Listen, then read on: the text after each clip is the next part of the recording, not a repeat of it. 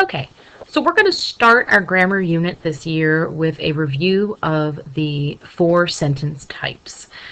The reason that we are talking about the sentence types again, you should have covered this in English 9 and in English 10, is because we're really interested in promoting sentence variety in your writing this year, and recognizing that there are different sentence types and how you go about combining them to create more complex sentence types can really improve the quality of your writing. Now, there is some essential language that we are going to be using when we talk about the sentence types, and I'll go over that essential language now. The first is the word clause. You're going to hear this word a lot when talking about the different definitions for each of the sentence types. A clause is a group of words with a subject and a verb, and sometimes you'll hear the verb called the predicate. But essentially, a clause is a group of words with a subject and a verb. It's that simple. Sometimes the clause is simply a subject and a verb without modifiers. Sometimes it is a subject and a verb with a lot of modifiers and a lot of prepositional phrases and so on. An independent clause has a subject and a verb, as clauses do, and it forms a complete thought. So it can stand on its own. It doesn't need any help to be a complete sentence. A dependent or subordinate clause, on the other hand, cannot stand alone. It has a subject and a verb as well, however, so don't let that confuse you. Because it's still a clause, it has to have a subject and a verb. However, it does not form a complete thought. It can't be by itself and be a complete sentence. And this is very often because it begins with a subordinating conjunction. And we'll see some examples of those as we continue through. All right, so take a quick look at this chart. There are 3 sentences in each column. The column on the left are independent clauses, and the column on the right are dependent clauses. So in the column on the left, the cat in the tree is staring at me malevolently. I am afraid of cats with evil yellow eyes. Run away from the cat.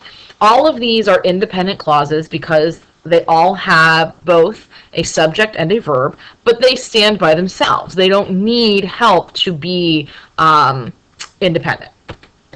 So I've gone through and I've underlined the subject in each sentence, and I have bolded the verb in each sentence. So you can see those are present, and as we said already, they form complete thoughts. Now look at the clauses on the right side, the dependent clauses. Because he is a witch in disguise. Now again, is there a subject and a verb? Absolutely. I've gone through this column as well and underlined the subjects and bolded the verbs here. However, with the addition of the subordinating conjunction at the front of the clause, suddenly these clauses can no longer stand by themselves. If I said, apropos of nothing, after I had a run-in with a particularly devilish feline, that's not a complete thought. After I had a run-in, what happened? You need that independent clause connecting with the dependent clause for that dependent clause to exist. So here you have some examples of not only dependent clauses, but also the subordinating conjunctions that begin them. Because, after, since, those are just a few of the subordinating conjunctions that you might see at the beginning of a dependent clause. So let's start by talking about simple sentences, which from the name you can assume, and assume correctly, that these are the easiest of the sentence types, the most basic. So a simple sentence is a sentence made up of one independent clause and no dependent clauses. So you're not going to find any subordinating conjunctions here. The example that I've noted here, the cat in the tree is staring at me malevolently. You'll notice is from the previous chart. In this sentence, again, you might say, well, it seems a little more than just simple. But if you look at the what is here, you'll see that actually it is simply an independent clause. So, for example, our subject is cat, and our verb is still is staring. And what I have beyond that are modifiers. The modifying cat. In the tree is a prepositional phrase modifying cat. At me is a prepositional phrase modifying is staring. Where is it staring? At me. And then malevolently is an adverb modifying is staring as well. How is it staring malevolently? All of those modifiers have nothing to do with whether or not this is a simple sentence. So again, one subject, one verb, simple sentence. Simple sentences don't only come in the one subject, one verb category. There are actually 4 types of simple sentences that you might see. There is the one subject, one verb, which is the SV. There is the subject and compound verb, or double with 2 verbs, which is SVV. So the example might be, the cat leapt at me and hissed. So the cat both leapt and hissed, compound verb. You also have your compound subject and verb, SSV. The cat and its owner flew into the air. So the cat and the owner are both subjects performing the action of flying. And then finally, you have your SSVV, which is compound subject, compound verb. The cat and its owner flew into the air and dove into the trees. So both the subjects, the cat and the owner, performed 2 actions, flew and dove. Now, compound sentences are sentences with multiple independent clauses. So when you have compound sentences, essentially what you've done is you've taken multiple simple sentences and you've combined them. Now, you combine compound sentences in one of 2 ways. You can either join them with a comma and a coordinating conjunction, or a fanboy, which is a for, and, nor, but, or, yet, and so. So you can combine your independent clauses with a comma in one of those.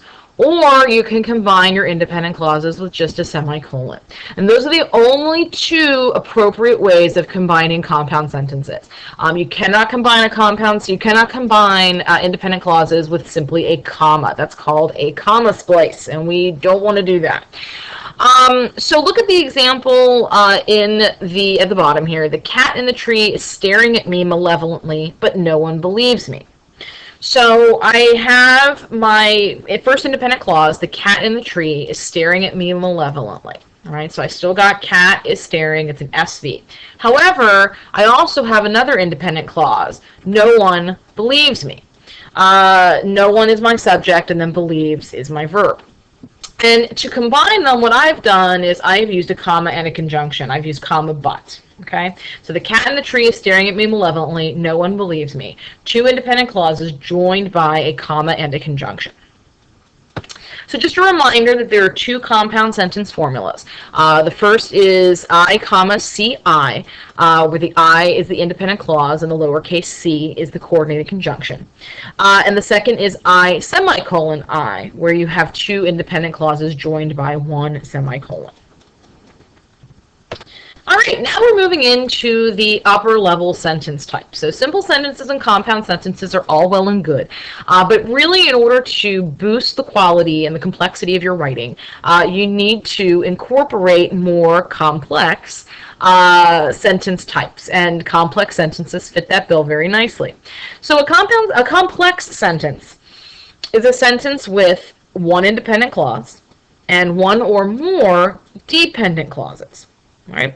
And in a complex sentence, the dependent clause will begin with a subordinating conjunction. So where a simple sentence was a single independent clause, a compound sentence was 2 independent clauses, a complex sentence is an independent plus a dependent clause. Now, the independent clause can appear either at the front of the sentence or it can appear at the back. They're kind of interchangeable, but how we punctuate is really based on where the dependent clause falls. So in this example, I have been afraid of cats since one tried to kill me with a hammer. We have an independent and a dependent clause in that order. So I have been afraid of cats is our independent clause. So I is the subject, have been is the verb, okay? And that's where it ends. I have been afraid of cats. It can stand by itself. It doesn't need anything to make it independent. The next part of the sentence, since one tried to kill me with a hammer, is the dependent clause. You have your subject, which is one, and then you've got tried, which is your verb.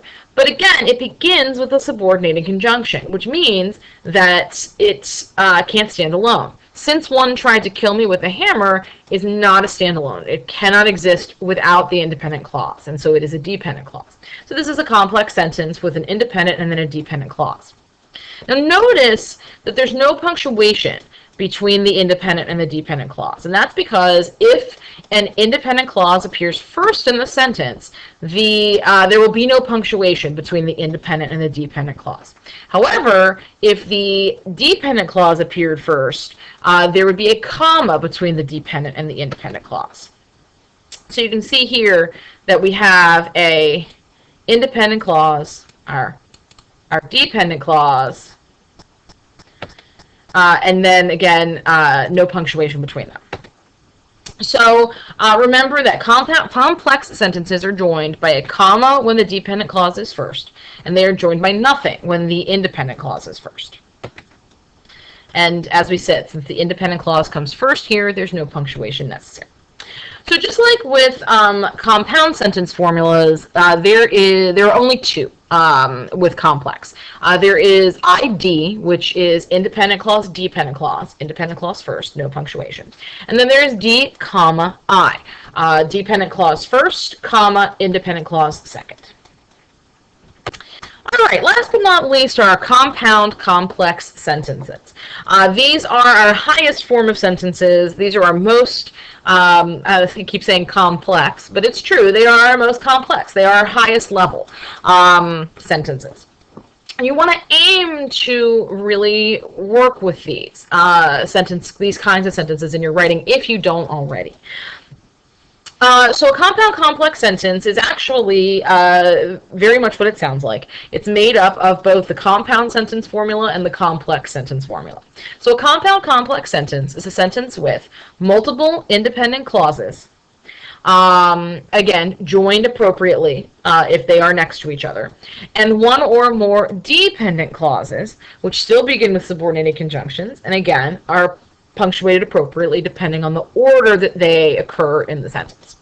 So the example here, after the cat tried to kill me with a hammer, I told my friends, but they thought I was crazy.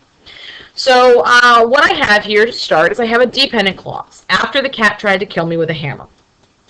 So my subject here is cat, my verb is tried, but because it starts with after, it's not a complete thought, so it is a dependent clause. Now, because it comes at the beginning of the sentence, notice that I finish with a comma before I move on, because my dependent clause comes before the independent clause, so I have to end that with a comma. Next I have I told my friends. Now, I told my friends is an independent clause. I is the subject, told is the verb. It can exist on its own. It doesn't need the rest of this to be independent and stand by itself. Again, so I'm going to label this an independent clause. Last I have, they thought I was crazy. Again, it's an independent clause. They is the subject, the thought is the verb, and you then, in the middle of that, or before that, we go comma, but. So comma coordinating conjunction, because it's joining two independent clauses. Now, there are a number of compound complex sentence formulas. There are 6 total that we tend to see. And they are, as I said, a combination of compound sentence formulas and complex sentence formulas. So, for example, if you look at the first one here, ID, comma, CI.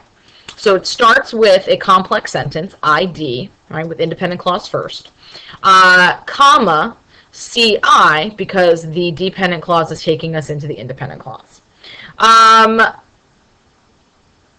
There's also independent clause, dependent clause, with no punctuation between, semicolon I. Again, two independent clauses joined by a semicolon with that dependent clause in the middle, and so on. You do not need to memorize these formulas, but what you need to recognize is that these formulas are helpful in helping you not only create these sentences, but also punctuate them correctly.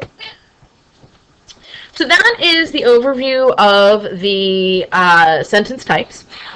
Remember that as you are writing and as you are constructing your sentences, that you want to aim for a variety of sentences, not simply a string of simple sentences, because the simpler your sentences, the more simplistic your writing. The higher level your sentences, the higher level of your writing. And what we're aiming for, again, is that that good combination of higher level sentences with some effective lower level sentences in there, and of course punctuated appropriately the entire time.